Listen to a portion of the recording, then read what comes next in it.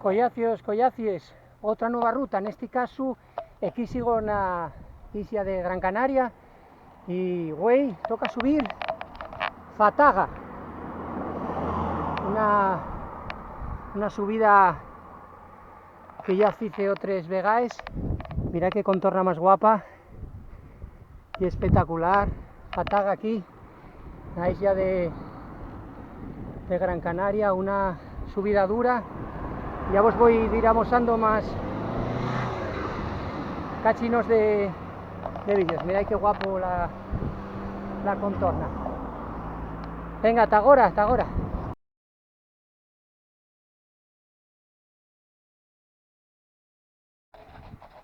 Carretera espectacular esta, la de Fataga. Mirad, aquí en la contorna, espectacular. Es la carretera de Fataga. Estoy acabante de amosaros ese cachín de lo que hiela del mirador de Miradoriu, de la degollada de las burras. Y mirad qué guapo, tengo que ir hasta allí.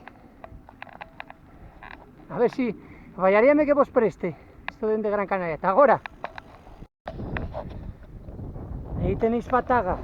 Mirad qué guapa la contorna. Este alto de Fataga. Ahora hay que subir a San Bartolomé de Tirajana y después ya lleva a baixar a Vecindario. Pero como veis, una contorna espectacular aquí en esta subida a la isla de Gran Canaria. Sigo para adelante, hasta ahora.